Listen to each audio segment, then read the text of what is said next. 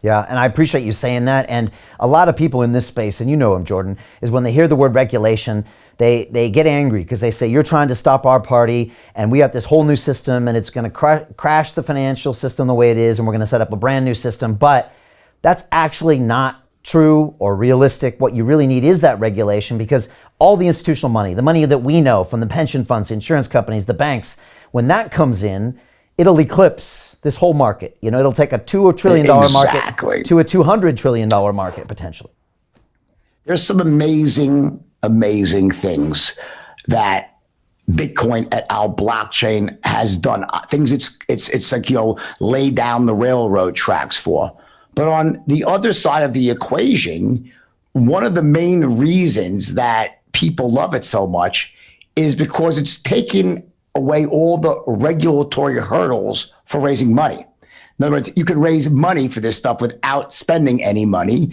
And it happens in a matter of days if you want. You could raise money almost instantly in a matter of, you get a Telegram group, you do this, and you're in, versus having to go through a real actual disclosure and a filing. So my concern is that I hope that regulation allows some happy medium there. And I believe that it will. In other words, it's going to require, what needs to happen here is there needs to be disclosure. The days of living in the shadows behind pseudonyms, I believe, is toxic and ridiculous. It has to end. I understand why in the early days it had to happen, because it was all unregulated. They would just go and arrest you. So you had to have these pseudonyms. But people then abuse that to start doing all these rug pulls, and there's no one even to go after unless the government gets in there and starts to investigate and peels back the curtain. That takes a lot of resources. But I mean, bottom line is, I believe this industry needs disclosure. And once that disclosure is in there, the power of the blockchain and of good deals will shine through, and the shit deals will really quickly fade away.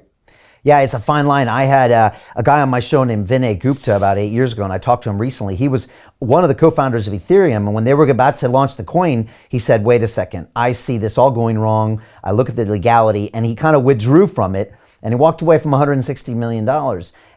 But he saw that some people were going to go to jail, and we saw that happen. There are people in jail now that have been, persecuted, prosecuted, and then you went to the founder with no... Mostly the wrong ones. Yeah, I know. Mostly the wrong ones. Mostly the wrong ones, and that's why you see a lot of people in the Bahamas right now and in different other locations around the world, because they fear that they'll be made the poster child of regulation. But a couple of things.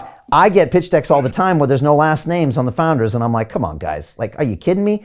But I see why they went there, but that has to change. Because this that's what regulation should change, because I think one of the issues is, and this is a legitimate complaint that these people have, the legitimate people that are remaining anonymous. So they're remaining anonymous because they're nervous about regulation. They're doing the right thing. They're trying to do the right thing, but they feel they'll be persecuted because there's a lack of clarity right now.